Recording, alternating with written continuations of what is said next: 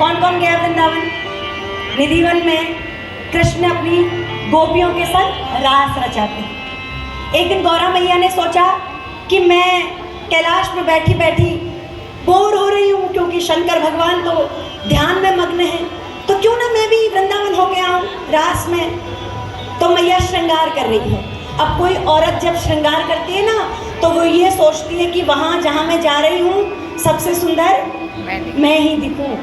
तो माँ बड़े मन से श्रृंगार कर रही है। माँ अपने बालों को संवार रही है, चूड़ियों का सेट पहना गया, साड़ी का पल्लू बनाया गया, आहा, कानों में बाली, होठों में लाली। माँ तुम कितनी सुंदर लग रही हो, तुम्हें किसी की नजर न लगे मैया। इतने में आ गए शंकर भगवान। ध्यान टूट गया, गौरा तैयार हो रही है कहाँ के लिए?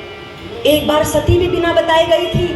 क्या हुआ? यज्ञ में जल के भस्म हो गई। गौरा भी जा रही है। कहाँ जा रही है? सोच रहे हैं, दौड़ दौड़ के आए। गौरा कहाँ जा रही हो? सधज के मैया ने बिठाया अपने पास, बड़े प्यार से समझाया, प्रभु मैं ना वृंदावन जा रही हूँ, कन्हैया रास रचाते हैं, तो मैं जाऊँ?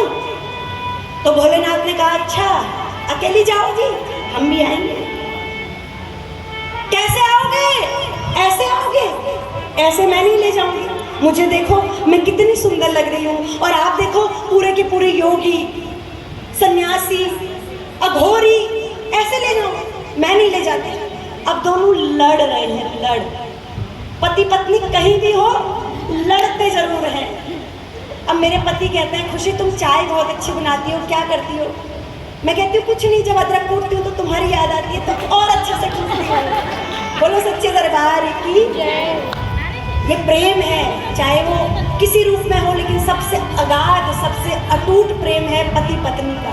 लड़ते हैं फिर भी संग ही, एक दूसरे के बिना मन भी नहीं लगता। बोलो सच्चे दरबार की। है सही बात है।